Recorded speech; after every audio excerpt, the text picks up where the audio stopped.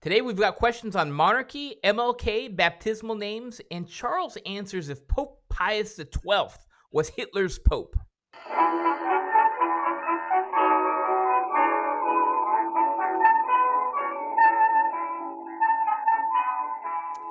Welcome to another episode of Off the Menu, now being broadcast and podcast on the Crusade Channel. Talk radio the way it should be at crusadechannel.com. I'm your host, Vincent Franchini from Tumbler House, here with a sophomoric Charles Coulombe. Sophomoric? You mean like a sophomore in high school who makes stupid jokes? Immature humor. Is that what you're saying? Yes. Guilty as charged. Next. No, I can't help it, ladies and gentlemen. I've actually, we had a comment. Somebody was really annoyed with me last time for being humorous and undignified. Right. Yeah, we've got a lot of those lately. Some people just don't like jokes. And those are the people who say they like jokes, but they don't really like jokes. Maybe they should, I don't know, watch President Biden more. Well, I don't know if that would put me in a gleeful mood. He's dignified, sort of, but he's kind of sentient. He's got a kind of a dignity about him, when he doesn't go off script. Try again. All right. That just doesn't work for me. That doesn't work. Okay, all right. Pope Francis, he's dignified. Okay, so I don't know. Saying that makes me wonder what the word dignified means. What is dignified? Let's define what dignified means. Dull. What? Dull. I don't believe that. No, it doesn't mean dull. I've known people who are very, very dignified, but the problem is, I have known very dignified elderly men in my far-off childhood whom you could actually crawl over and around and up and down while they were carrying on adult conversations. And they would simply keep on carrying them on, and you'd crawl up and down and around, and they would somehow manage to keep you amused while continuing with their adult conversation. Wow. That's dignity to me. Now, dignity is also the name of a pseudo-Catholic homosexual organization. Dignity? Dignity, yeah. Which led me years ago when I heard the line, "Everyone has a right to death with dignity," being pushed for euthanasia. I had this vision of a group of dignity members standing around the deathbed of anyone who wants them to be there. Wow.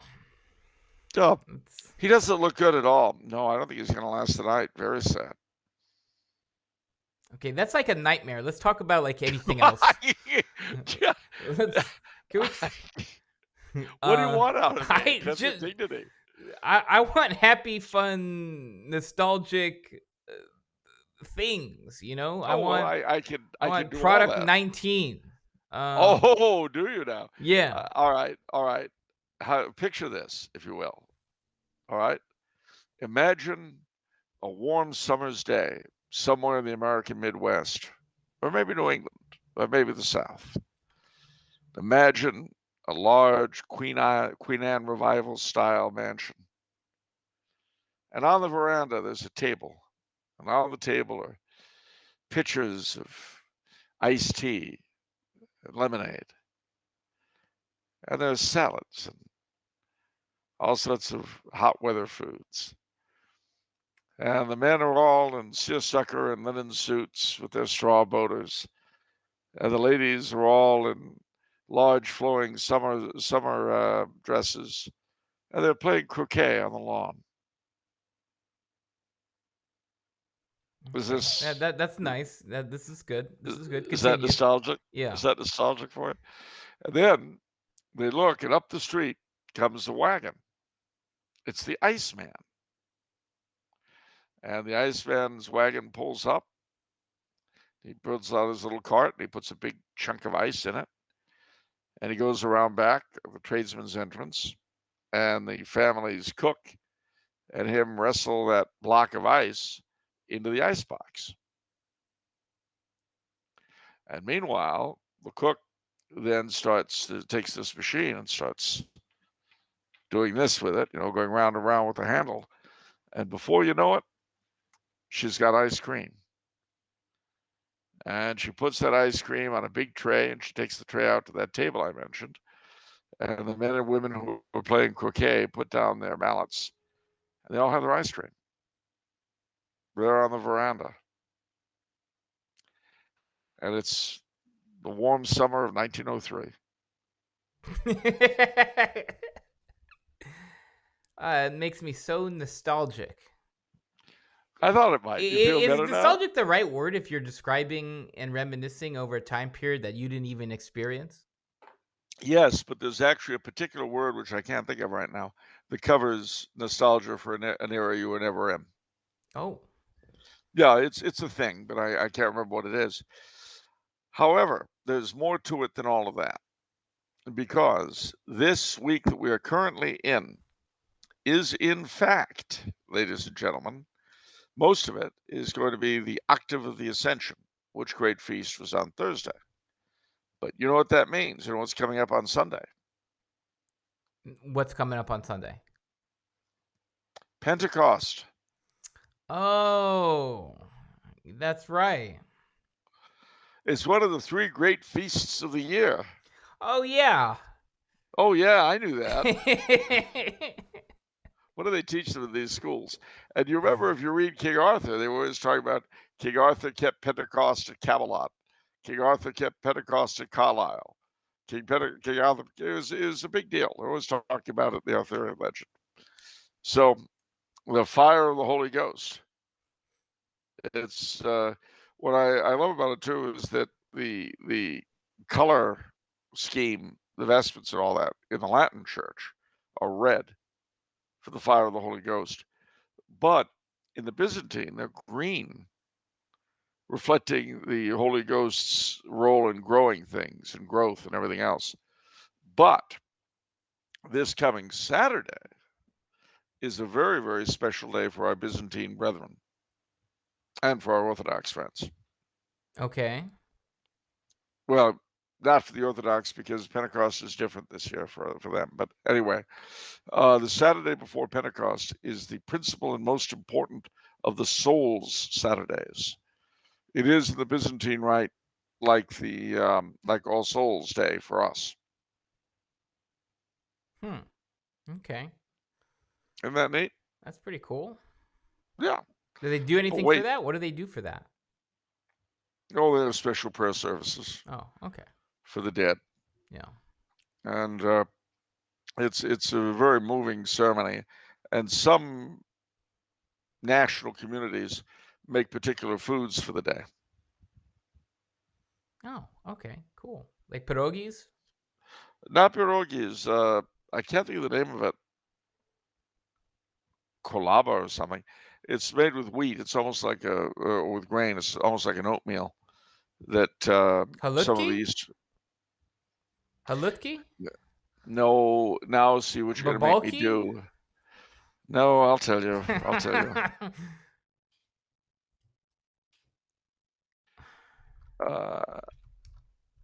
It's Koliva, yeah.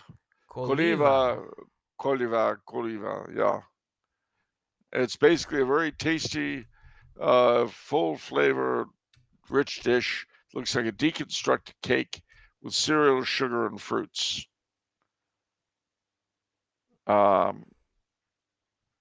Interesting. I see it. Yeah.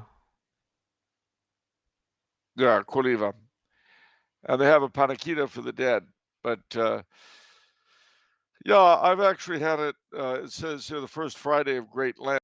I've already had it this year in Lent, but they use it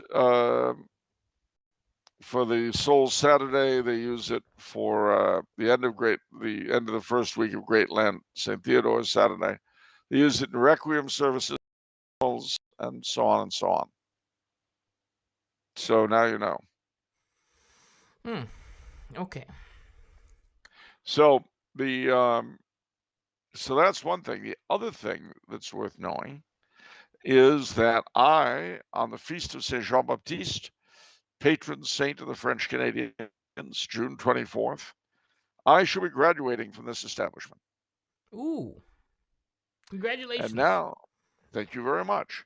And now that I've got graduation staring me in the face, I'm going to do something I don't think I have ever done on this show. What? I'm going to make a plug for the alma mater. Oh, okay, great. Because you see, it's like this. I was always reluctant to really do so until I pretty much completed my time here. Why, you ask? Well, it's very simple. I wouldn't know really what the place was about until I just about finished. But now that I've only got a few weeks left of the last trimester of the last 5 years, I feel confident that I can now say something useful and intelligent to our audience. So, ladies and gentlemen, here it is. Coming to the International Theological Institute in Trumau to study sacred theology, 5-year program, 3-year BA, and then 2-year MA, is one of the best choices I ever made in my life.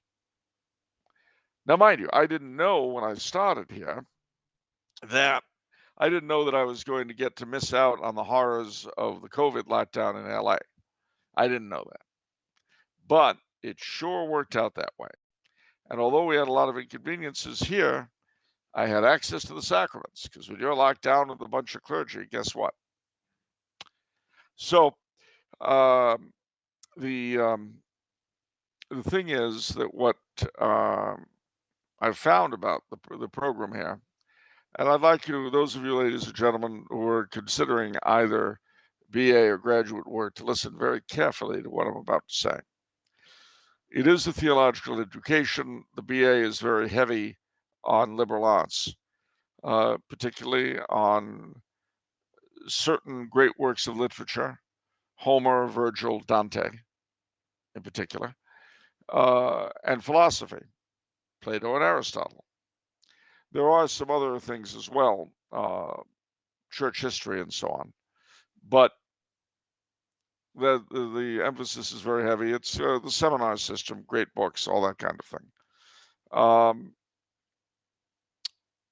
Then if you stick that out and you go to the MA, the STM program, it all really comes together, because I mean, I could already see how everything was interconnected before, but it really, everything I've learned here has come together in the 3rd trimester. And so what I concluded about an ITI education is very simple.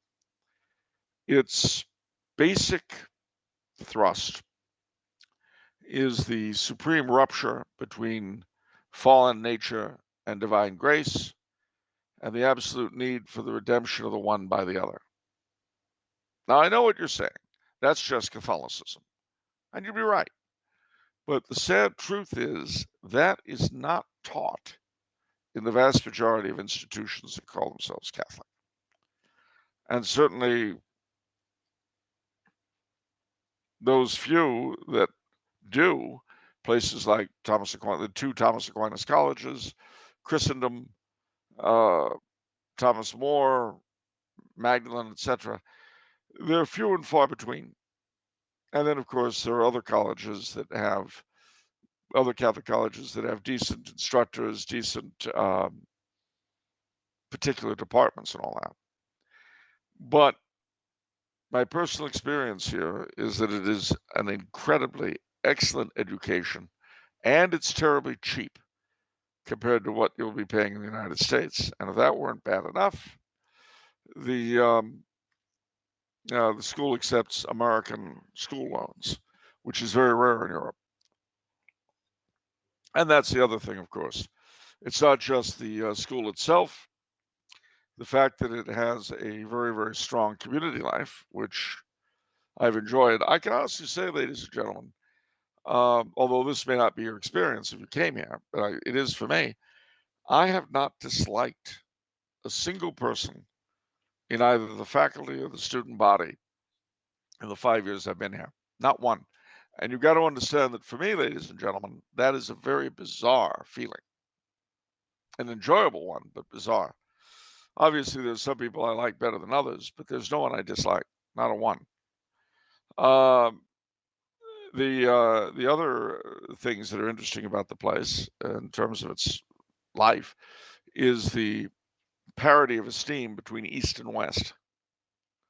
The Byzantine and the Latin are equally represented. Liturgical life here is extremely rich and full. It's an amazing place in that regard. We had an instructor here, the late and very much lamented Dr. Danya Kiergaard, from whom I got my COVID. She died of it. But Dr. Kiergaard used to say that here we're at the center of the church. Now, she wasn't speaking geographically, obviously, and she certainly was not speaking poetically.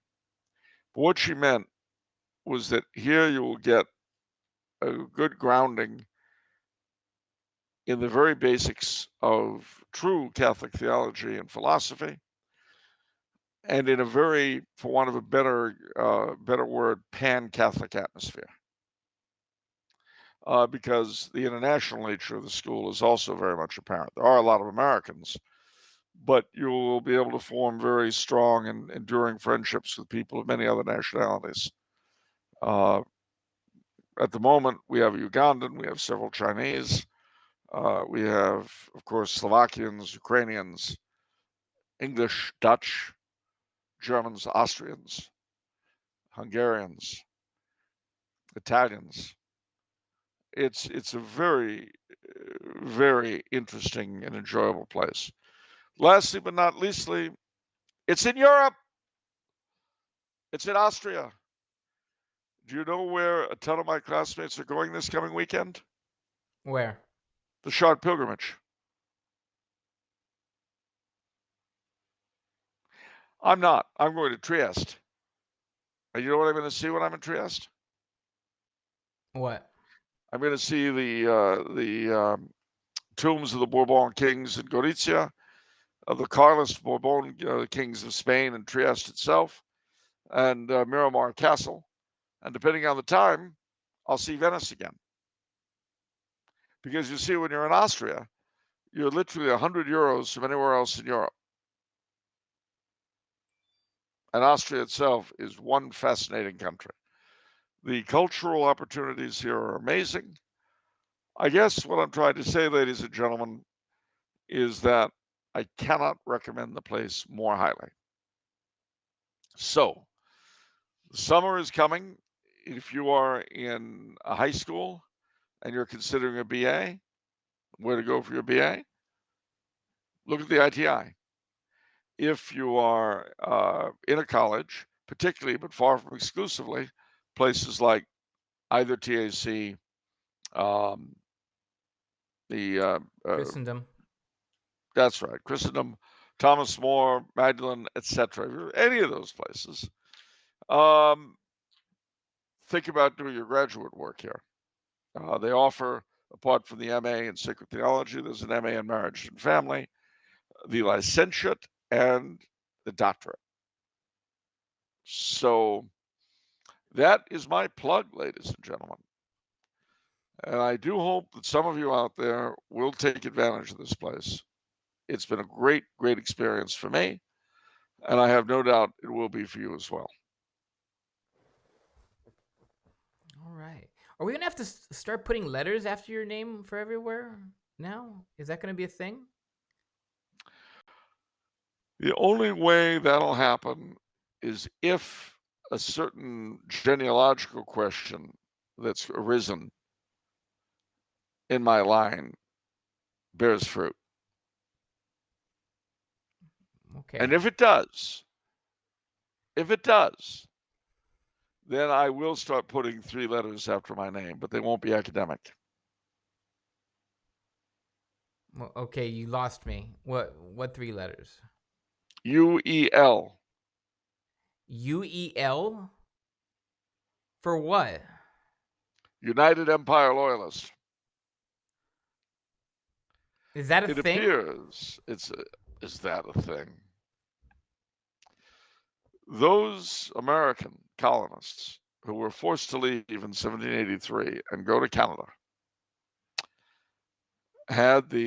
were given by the king the right to write after their names UEL, and that was given to all their descendants. I can't believe this is the first time we're hearing about this. So I knew nothing about it. I had no idea of the possibility of having United Empire Loyalist blood in me. I had absolutely no idea.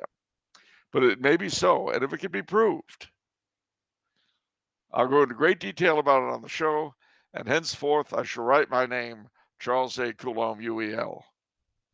Wait, so what are the steps for you? What do you have to do? Is You got to prove your descent from someone who was expelled for his service to the king and sent off to Canada.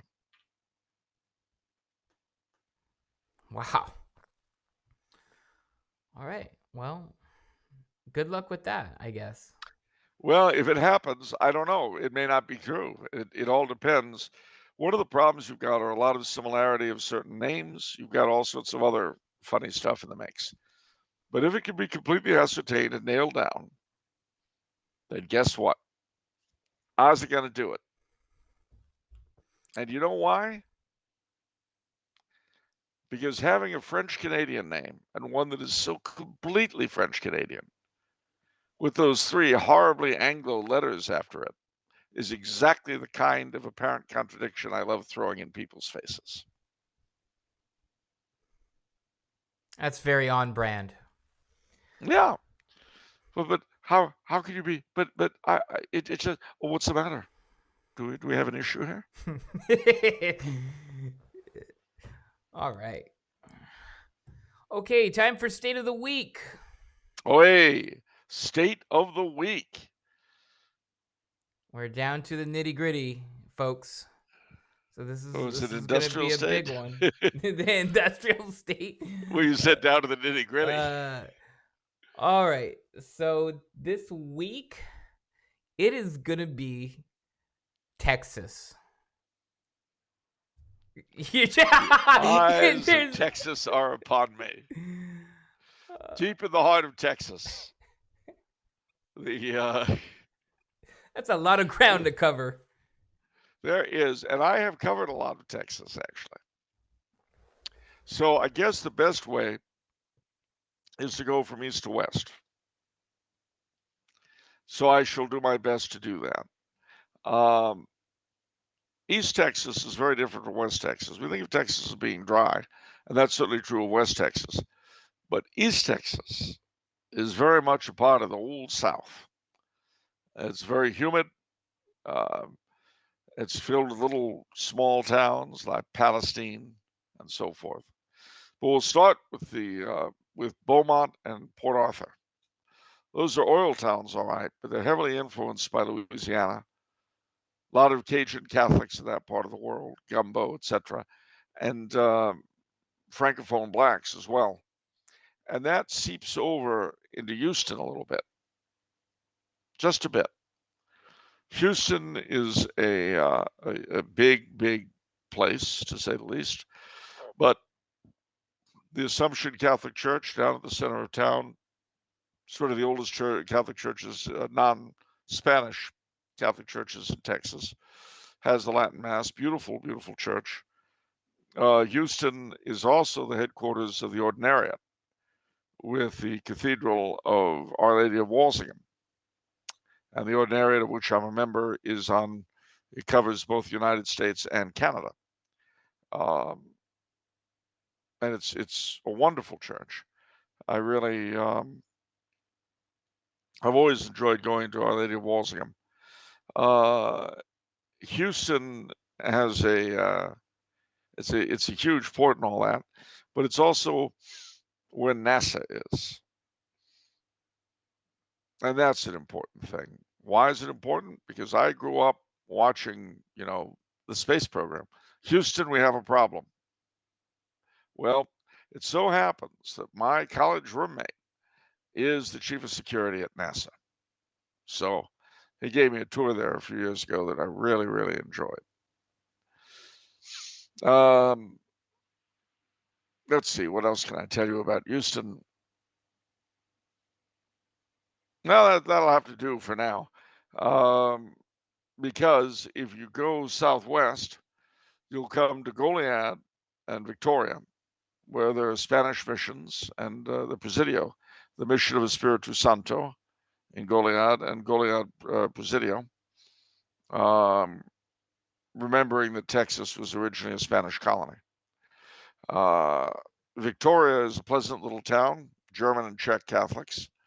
Another pal of mine from Mimi is a native of Victoria.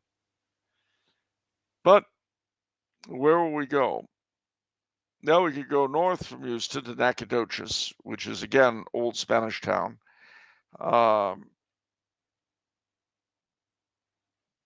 What about south to Corpus Christi? I've never been to Corpus Christi, Oh, nor have I been to Laredo, which Victoria is as far south as I've gone. But the Rio Grande Valley, Brownsville, near it in Harlingen is the Marine Military Academy, and Laredo is an old Spanish colonial town. San Augustine is the church there, but I've never seen it, so I really can't tell you much about it. Nor have I been to the Alabama and Coushatta Indian Reservation in the heart of East Texas, which is one of the few Indian places there. I have been to San Antonio, which was the capital of Spanish Texas. Much nicer place than Austin, by the way, which manages to be merely a state capital and filled with woke people, politicians, and I mean, Texas is definitely turning purple, and Austin is at the forefront. So is Houston. But San Antonio is just a wonderful city. You've got the Alamo, you've got the which was the first of the 5 Spanish missions that go in a chain south of town, including another San Juan Capistrano. So a little bit of California for you. The San Fernando Cathedral is beautiful. The Spanish Governor's Palace, all those remnants of colonial Spain. A lot of really good Spanish restaurants, the Mexican restaurants. The Riverwalk, which is exactly what it sounds like, very picturesque. La Villita, which is a little Spanish section of town. And the King William District, which was built by German immigrants in the 1870s and 80s, west of the downtown. Nearby are places I don't know very well. Panna Maria is Polish. You go to the hill country, the German towns of Fredericksburg, places like that. New Braunfels was settled by Alsatian Catholics, French. All those are to the west of San Antonio. As I said, up in the north is Nacogdoches, another old Spanish town with some interesting roots. Dallas, Fort Worth. Well, Fort Worth is a neat cow town. The cathedral in I didn't mention Our Lady of the Atonement in San Antonio, which is the big Anglican Ordinariate parish. Really a wonderful place. And then in the Dallas-Fort Worth area, you've got the FSSP parish of Mater Dei and the Anglican Ordinariate parish of St. Mary the Virgin Arlington, both of which have shrines to Blessed Kaiser Karl. There's the Carmel of Dallas and the Carmelites of Dallas, Carmelites of Fort Worth. Fort Worth's cathedral has a beautiful picture of Venerable Maria de Agreda teaching the Indians. In downtown Dallas, you've got the Old Warsaw, which is a continental steakhouse of the kind of place I like, heavy food house. And then you've got a lot of picturesque towns all through East Texas. I spent a couple of nights last weekend in a place called Pilot Point, Texas, north of Dallas. And north of Pilot Point is Denison, which is the birthplace of Dwight D. Eisenhower and has the biggest head of Dwight D. Eisenhower in existence. It's a story high. Where? Denison, Texas. Was Eisenhower from Texas? He was born in Denison. And near there is Bucky's Jerky Shop, which is probably worth mentioning. Yeah, clearly. Oh, Dallas also has the Church of Christ the King, which has one of the most beautiful pictures of Christ the King I've ever seen. So now let's see. Oh, south of Dallas is Corsicana, with the oldest soda fountain in Texas. One of the places I should definitely mention is Luby's Cafeteria, which it's a chain all over Texas. It's quite nice. West of San Antonio is San Saba, Texas, with the ruin of the mission. I guess Medard, Texas is the town, but San Saba is the mission.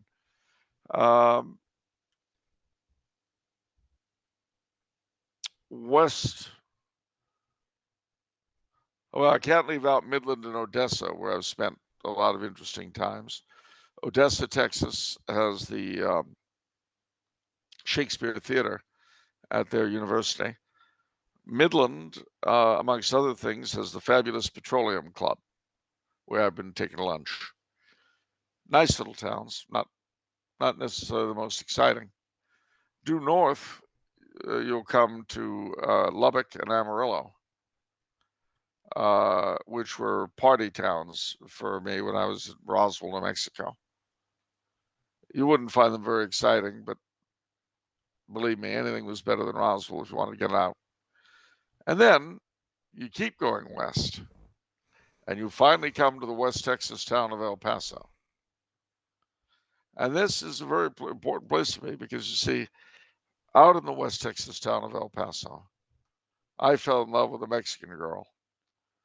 Evening would find me at Rosa's Cantina.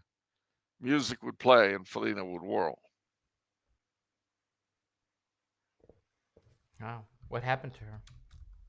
Oh, I don't know. There's a sequel to that song. I forget what happens to her, but the singer gets killed. Oh. So, okay. So Marty Robbins sang that. El Paso, it's called. I see. But El Paso is an interesting town. I like El Paso. It's got on the north side. It was originally one town with Juarez, and they were divided, of course, by the Treaty of Guadalupe Hidalgo. And then, because it was the northernmost point in Mexico, it was where Juarez sought refuge from the French. And so the name was changed from El Paso to Juarez. But they're twin cities. El Paso, Texas has 3 Spanish missions on the north side and a lovely little cathedral, the churches of the Assumption of the Immaculate Conception, which are Victorian and very lovely. Some very nice Mexican restaurants. There are 3 missions on the south side as well. Santa Cruz, San Lorenzo, and the one that's next to the Cathedral of Juarez. I forget what it's called. Our Lady of Guadalupe. All 6 missions were established by Indians who fled New Mexico with the Spanish during the Great Pueblo Revolt of the 1600s. And their descendants have been there ever since. That's one of these is the Isleta Tiwa tribe. And that is the great state of Texas. Beautiful. I'm sure someone's going to chime in about something you missed. That's okay, though. There's a lot to miss. You know, I mean, it's the same with Pennsylvania. Somebody rightly chimed in with St. Vincent's Arch Abbey, which I should have mentioned, but I forgot. These border towns are always so interesting to me, these border towns with Mexico, because it's just sort of fascinating to me how, Juarez could be right next to El Paso, and geographically they're right next to each other. but you look at Google Maps and it looks completely different. It does, and yet they were one city originally. Yeah. That's just amazing to me. I obviously, in it's kind of we've got that here in California, right? With the difference between San Diego and Tijuana, it's Yeah, well, Calexico and Mexicali. Get it? Calexico and Mexicali. Oh, I see it over there too. That border too. Yeah, Yeah, but think of the names. yeah, Calexico. Oh, Mexicali. wow, that's Get it? weird. Yeah, that they chopped each state in half and combined it with the other state. That's interesting. Well, of course, the other thing too to remember is that our California is Alta California. The one to the south was Baja California, and they were Los Dos Californias. Hmm. And that's why when I was writing for Mr. Holman's paper, his chain, as your brother did, the Spanish paper went to both parts and was called La Cruz de Californias. Mm. All right. Let us. Oh, actually, so we're gonna kind of segue into a bunch of questions from Superfan Teodoro, because he's got a bunch of questions about Texas. He says, "I live in San Antonio, Texas. If not, perhaps these questions and concerns can be said by Mr. Franchini in conjunction with when the state of Texas is discussed." First question: how many times have you been and when to Texas? Well, most recently, last weekend. Um, I thought you the were in first time, Oklahoma last weekend. yeah, but I landed in Dallas and I stayed Oh, overnight twice, 2 nights I stayed 2 nights in Pilot Point.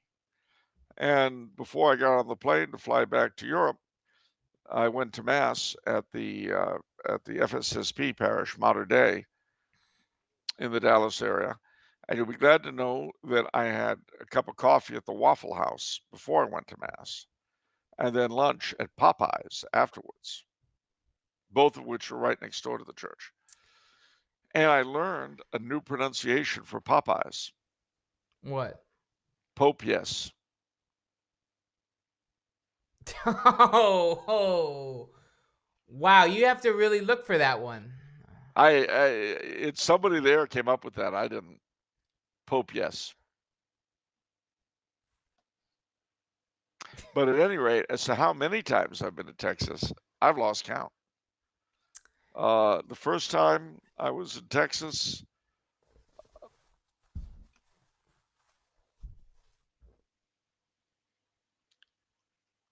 well, it would have had to have been when I was in at NAMI. Yeah. So 1978. All right. So a lot of times, would you be able to be wined and dined and talked at our chapel hall for a conference? Yes. Yeah. Charles's policy is what is it?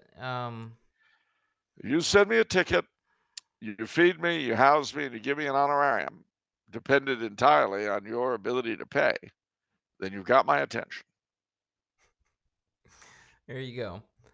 Or in the immortal words of our Father in God, the late Cardinal Mahoney, not that he ever actually said it this way. I'm actually putting words into his mouth, but he could have. If you've got the money, I've got the time. All right. That's What crass. that is. That's really crass. Can't you come up with better material for me than that? All right. No. Well, okay.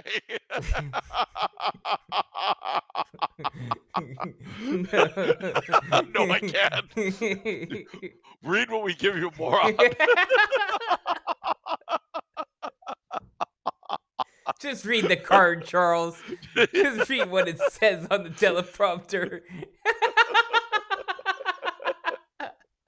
You're not supposed to go off script.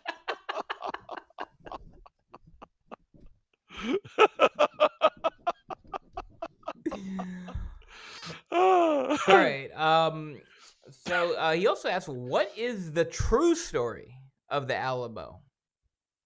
Is there? I mean, is it what it said? Is there something that the history books leave out of the Alamo? Well, I think what's left out is really about the Texas Revolution as a whole and its anti-Catholic nature. Now, mind you, Mexico itself had gone back and forth with anti-Catholic governments, but um, the fact is that a lot of the Texas settlers falsely claimed they falsely converted to the Catholic Church, and they fraudulently took the oath of allegiance to Mexico. And when there were enough of them, they revolted, and in their Declaration of Independence, they denounced the Catholic Church and the priesthood. I mean, let me see if I can pull it up, and you'll see what I mean. This isn't my doing; they chose to do it. So, the defense of the Alamo, militarily speaking, was certainly quite something. But they were brave, and Texans look at that as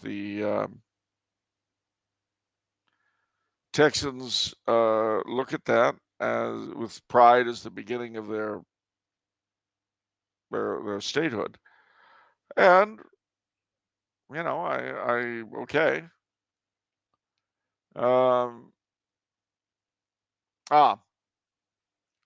this is one of the attacks. They say the Mexican government denies us the right of worshiping the Almighty according to the dictates of our own conscience by the support of a national religion, Catholicism, calculated to promote the temporal interest of its human functionaries rather than the glory of the true and living God.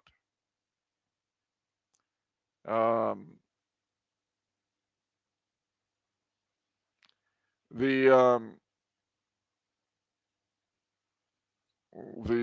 have this line. Let me see.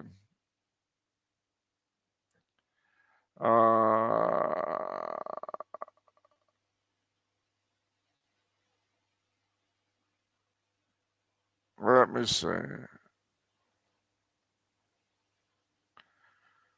All right, here we go. The Mexican government, by its colonization laws, invited and induced the Anglo-American population of Texas to colonize its wilderness under the pledged faith of a written constitution, that they should continue to enjoy that constitutional liberty and republican government to which they had been habituated in the land of their birth, the United States of America. In this expectation, they have been cruelly disappointed, inasmuch as the Mexican nation has acquiesced to the late changes made in the government by General Antonio Lopez de Santa Anna, who, having overturned the constitution of his country, now offers us the cruel alternative either to abandon our homes acquired by so many privations, or submit to the most intolerable of all tyranny, the combined despotism of the sword and the priesthood.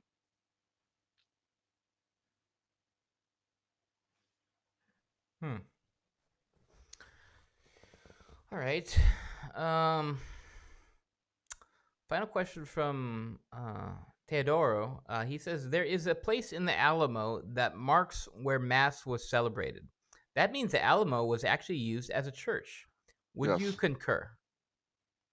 Yeah, it was. It was the oldest of the chain of 5 missions that extended from what's now downtown San Antonio all the way down south, each of which is worth visiting, including the Alamo. Right. Joseph says, thank you for taking my last question and educating us on serfs' rights. My next question is, how would the common man's rights to own property and means of production, as articulated by Catholic social teaching, be put into practice under a reinstated monarchy or already existing monarchy today? Well, I mean, how are they to be done at all? Obviously, the one of the big questions that's always plagued the whole distributist project is how do you go about actually doing it? How do you widely distribute land And if you redistribute it, at what point is that immoral? What point is that moral? It's a very difficult question, very difficult problem. Obviously, the king would be in a position to act as arbiter of that very issue.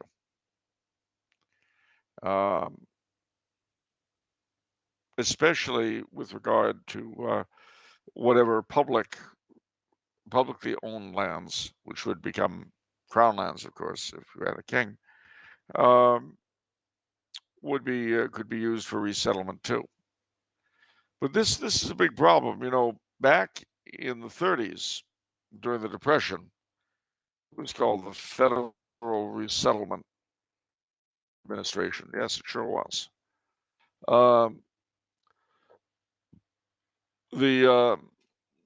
This was one of the ideas that came up during the New Deal.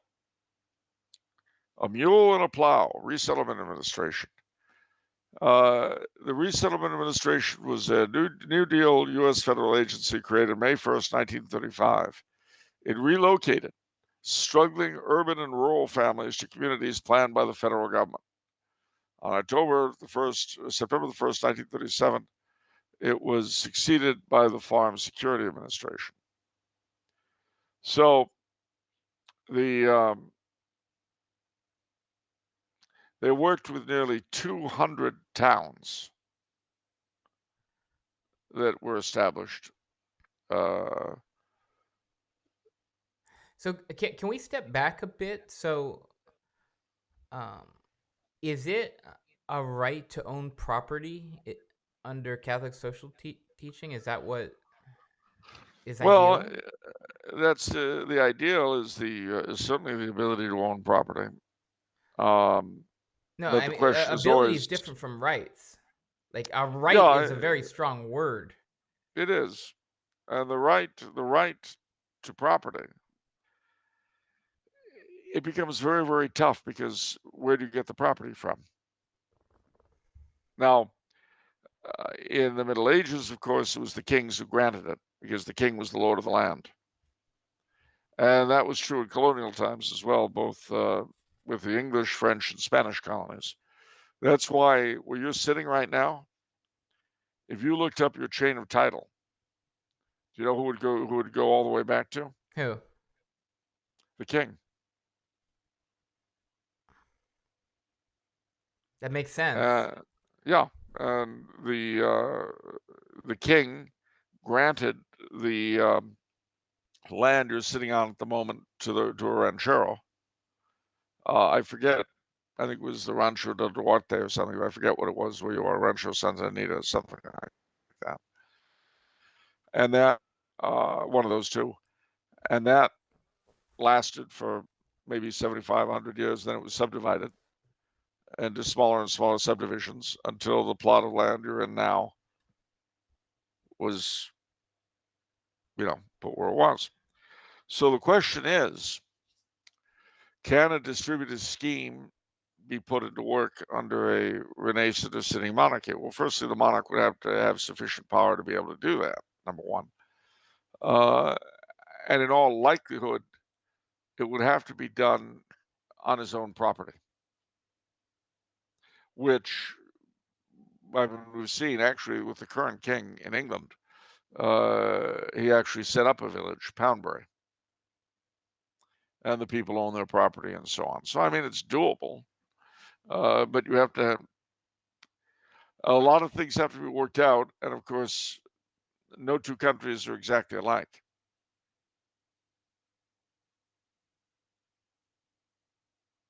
So what society? So the serfs could own property, right? Like did they have a right to property? Well, they had a right. They didn't own it outright. The Lord owned it, and they gave him rent initially in kind, and then as time went on, and a money economy developed in money, but they couldn't be put off it. Okay. So in other words, if they couldn't pay the rent, they couldn't simply be thrown out. Has there ever been a society where everyone has the right to own property?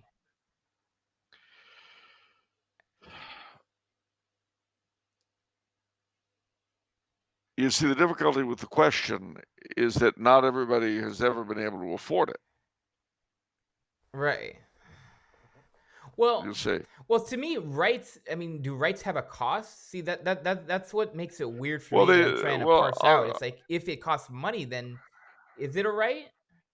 Like you have to have money then. Like you have to have property to get property. You see? one of the things, again, you look at different kinds of land reform that have been done in various places, land reform, quote unquote. The most successful have been in places like Taiwan, where the landlords were given an inducement by the government, although their lands were broken up amongst the farmers, amongst the tenants. The landlords were given an inducement to stay in a sort of directorial position, and they were also given stocks in government-owned companies. So, in other words, if you had been a great landowner in Taiwan before 1949, after the land reform, you were more sort of a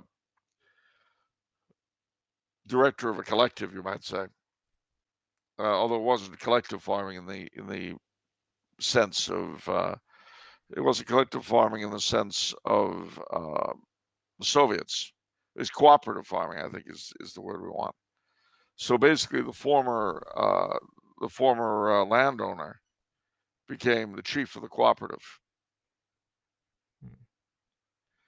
And as I say, he also became something of an industrialist, having been given these stocks in return for being bought out. I see. So I think where I'm getting hung up is I'm looking up the definition of a right, and that's a moral or legal entitlement to have or obtain something. So what using that word entitlement, see when entitlement to me is something that's given to you, but if you need money to get property, well, that's an exchange. That's not an entitlement there per se. Well, you see, the problem with distributism, the redistribution of wealth, as it says, distributism, I'm going to Wikipedia, source of all truth, but this is correct.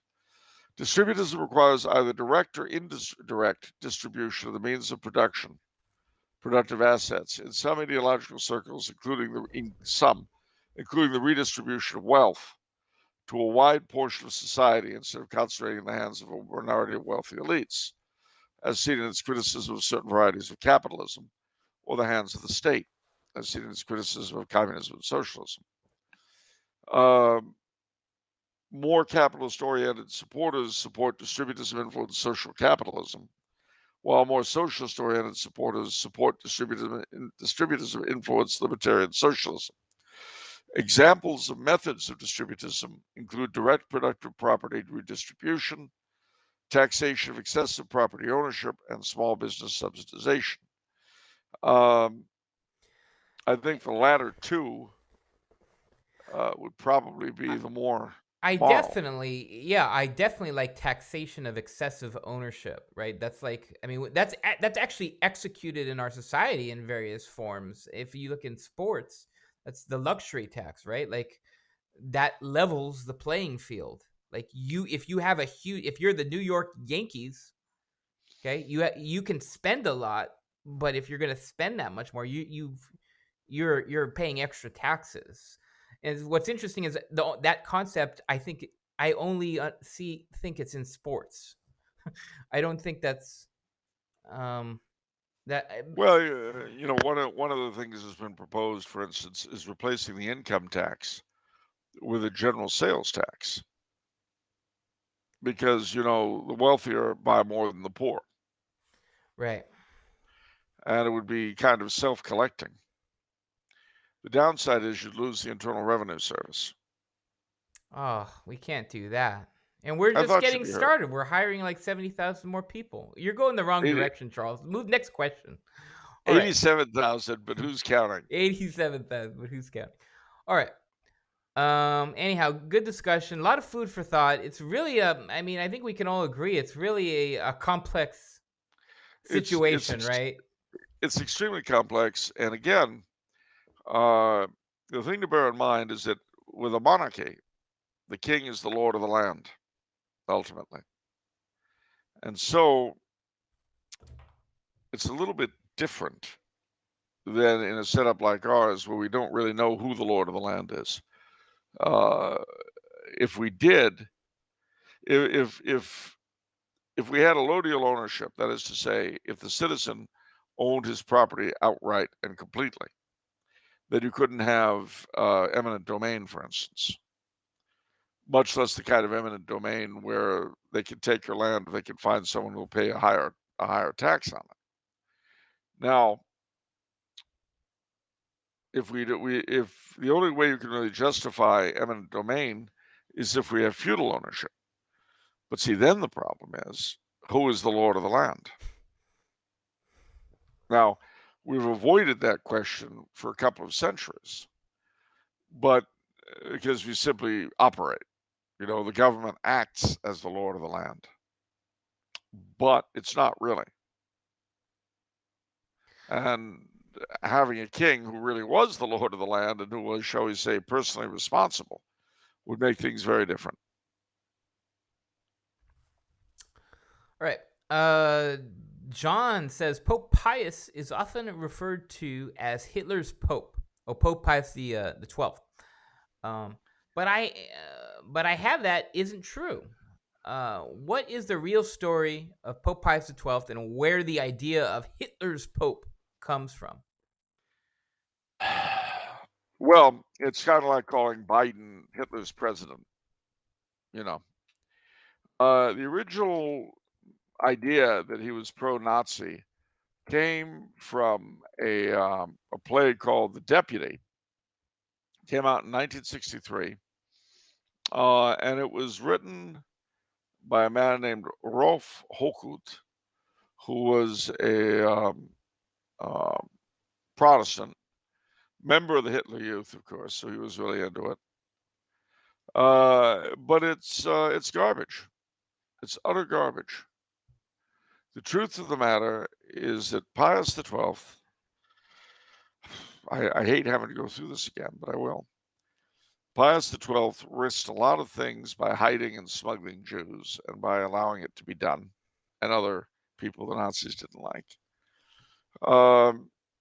He did not, quote unquote, speak out against the Nazis the way his predecessor did, simply because when the Dutch bishops did that, a ton of priests and nuns got executed. It's easy when you're sitting in judgment decades later and you have, you're not personally threatened. Your own sweet little hide is safe. It's easy to make those sorts of stupid generalizations. But the truth is, he was responsible for the saving of so many Jews that, number one, Chief Rabbi Satoli of Rome converted to Catholicism after the war because of what the Pope had done and changed his name to Eugenio, which was the Pope's name. And he was named a righteous Gentile by the state of Israel for his work in rescuing Jews. So those people who call him Hitler's Pope, stuff it. Take your feet and shove them as far up your throat as you can get them. And if you vanish, poof, in air, so much the better.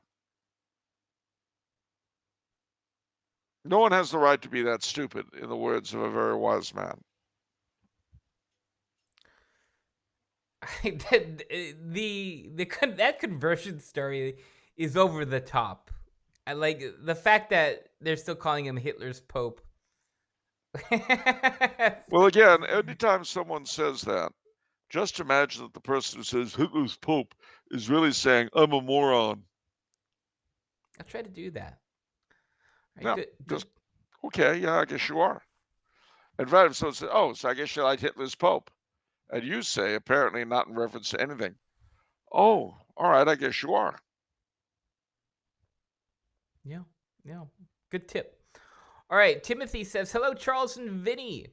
We've all heard about the potential further suppression of the traditional Mass, anticipated to be released on April 3rd. Okay, so this is an old question. In your opinion, is this all hype, or do you think it will be a significant event? Spoiler alert, nothing happened. If the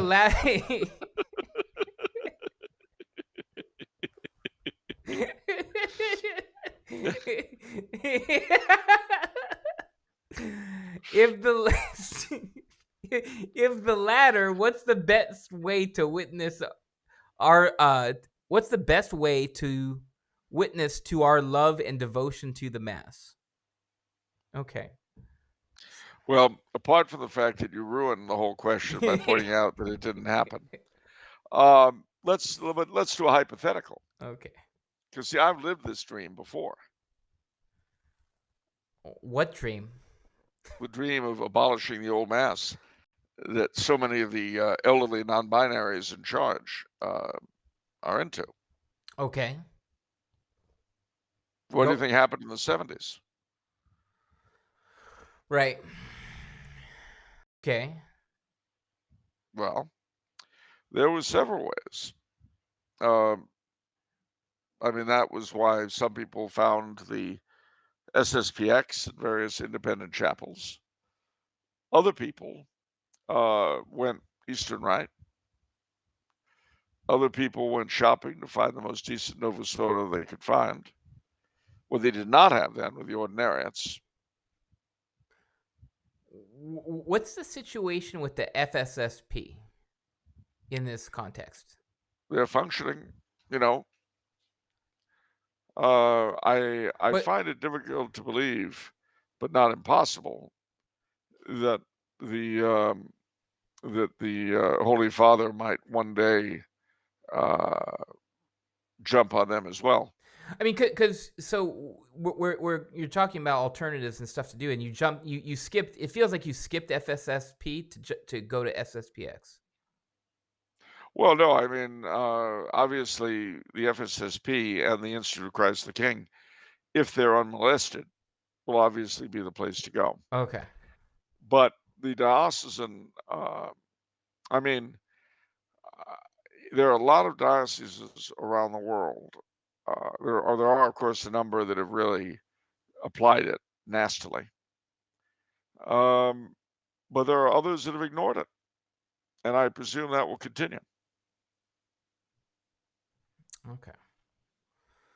I mean, you know, so you got to understand a lot is different from the 70s. Firstly, in the 70s, Paul VI was trading off the moral capital built up by his predecessors. And in those days, people really felt that the Pope was the voice of God. Nobody believes that now. And I'm not talking about infallibility. That's something else. I'm talking about the idea that the Pope is a sort of oracle at Delphi with a direct line to the Almighty. Now, that's never been Catholic doctrine. But people in the 50s and 60s tended to believe that a lot. And so when all of this stuff came down, it was not looked on its own merits, but purely in terms of obedience. That's been shot right through the head. And a lot had been regained by John Paul II and Benedict.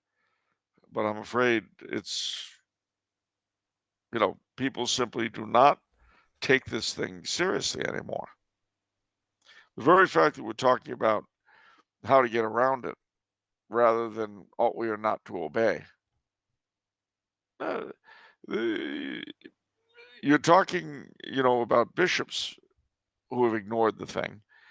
And generally they've done so for one of two different reasons, and sometimes both. For some, suppressing the old Mass, as Pope Benedict said, is injurious to souls and to the church as a whole. For others, it's shooting Santa Claus, killing the goose that lays the golden eggs. And in a post-COVID world, where so many bishops showed their deep clerical concern for the souls of the people, and have been economically rewarded since by dropping off finances. This is an issue for some of them. And people being people, human nature being what it is, there are certainly some for whom it's both.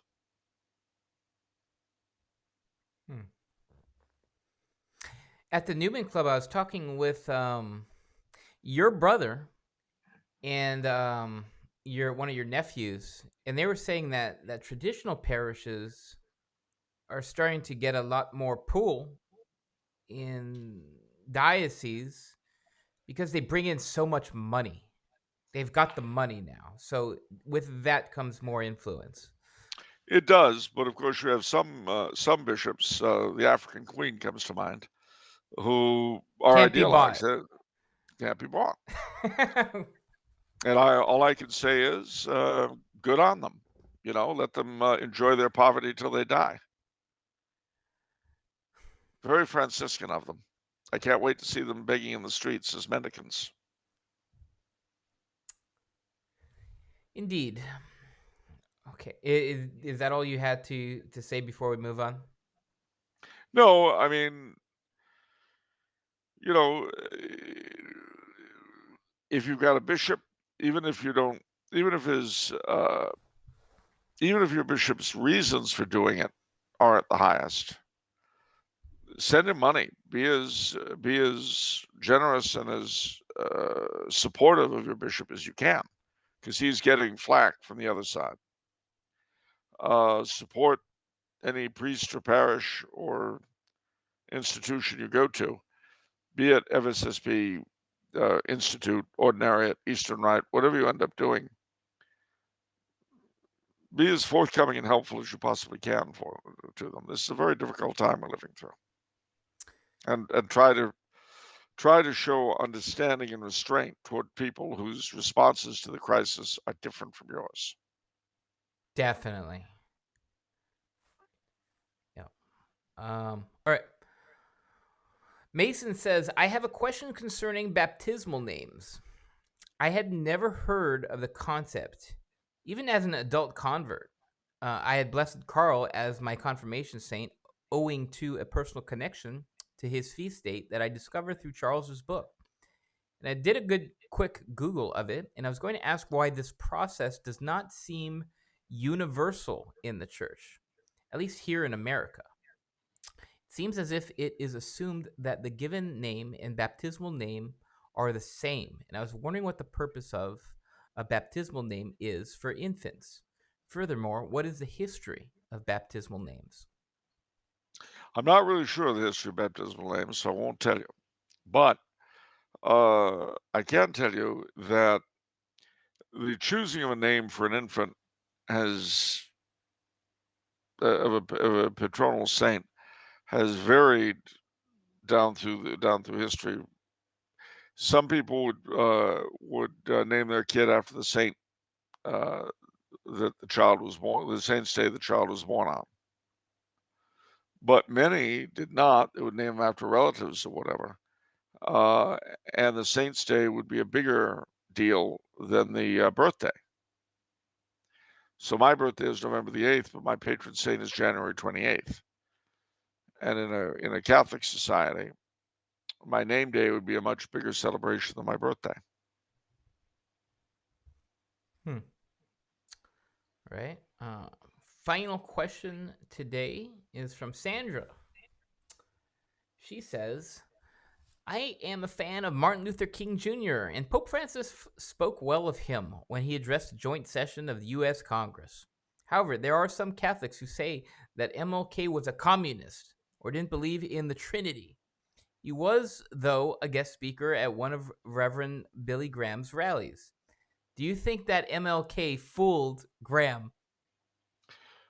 Well, considering that Graham was the chaplain, America's chaplain to virtually every president during his period, I would say that his views are very elastic, and I can't pretend to know what they were.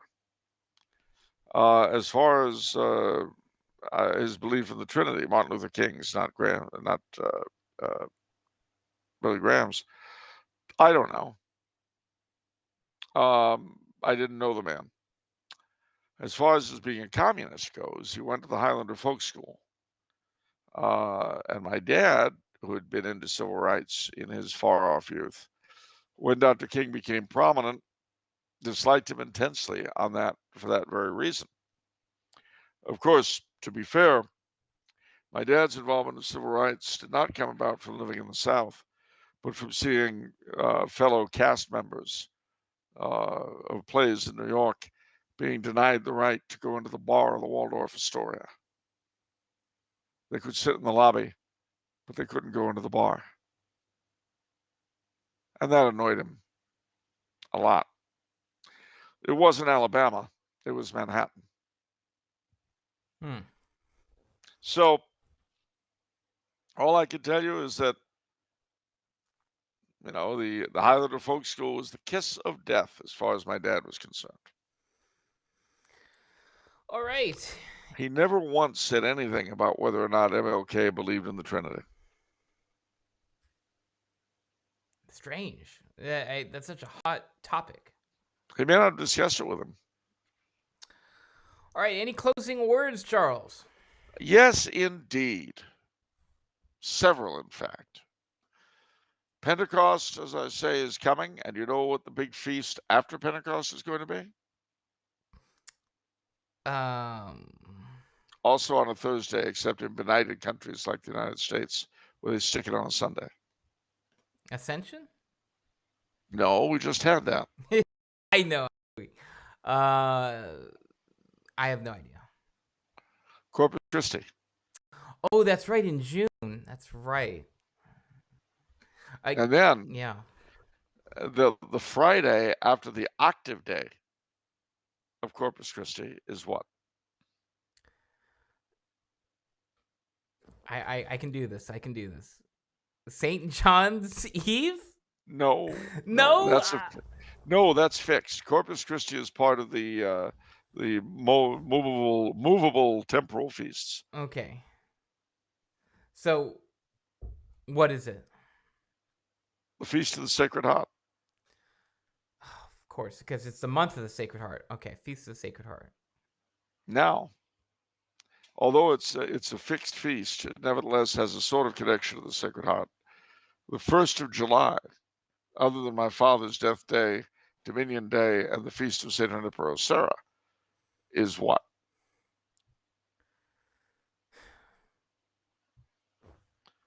Think Holy Grail. Holy Grail. What was in the Holy Grail? I mean, the blood of Christ. So what's the feast? Oh yeah. Okay, yeah. July is the month of the blood of Christ. Precious blood. Precious blood. July 1st is the Feast of the Precious Blood. Man, I'm so lucky because no one's watching anymore. No one watches the end, so we get to sneak this in, and nobody gets to know any of my ignorance. This is great. Okay. Anything else? See, ladies and gentlemen. Yeah, ladies and gentlemen, those of you who have stuck with us to the end, you're on the inside track. All our dirty little secrets. All right. That's right. I've got something to tell you. Are you ready? Ready. My socks do not precisely match.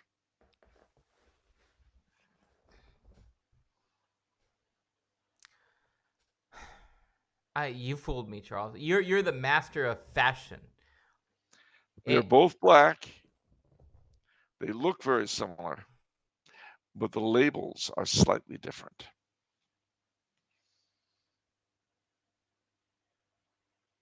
I'm sorry you had to find out this way.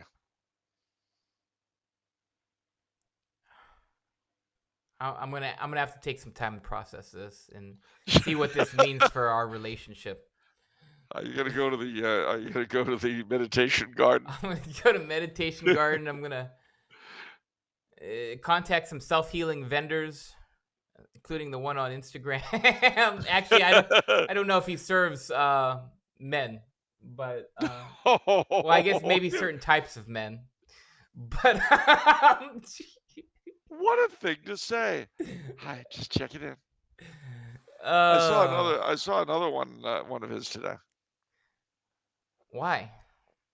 It just came across, you know. It just comes across. You keep clicking, and Instagram keeps thinking that you like him. Well, you know, the funny thing is, I was told I couldn't be like him today by a friend. What does that mean? You couldn't be like him? Well, I was imitating him. The friend has been subjected to it as well. So I said, you know, hi, just checking in. And he says, you can't do it. I said, why can't I do it? He said, your eyes aren't blue enough. Oh. See, it's the eyes, the blue, the chicks go for. That makes sense. That makes sense. Oh, I Well, mean, my eyes are, you know, they're almost gray. They're ice cube blue. Ice Cube Blue and Graveyard Blonde. Those are your colors. Yep. That's your color They palette. I radiate warmth. warm earth tones. Oh. 6 feet of it anyway. All right. All Well, then right. I guess I'll have to ask you a question. Yes. Unless would you like to ask it instead? No, you go Or ahead. maybe we could do it together. Okay. How would we do it? All right, let's try this. Let's see. If it's Monday, what is it? it's It's off the menu. it's off the menu. And the soul you save may be your own. Your own. Okay. Now that wasn't too bad, was it? That was We've fairly. never done that before. That was pretty cringe-pilled, but that's okay because no one's Cringe-pilled. watching. We could do whatever we want. We could just lay back and just kick back. Well, you know, we could mix it up. You know, Yeah. I could say, so what is it if it's off the menu? And Yeah. you could say your own.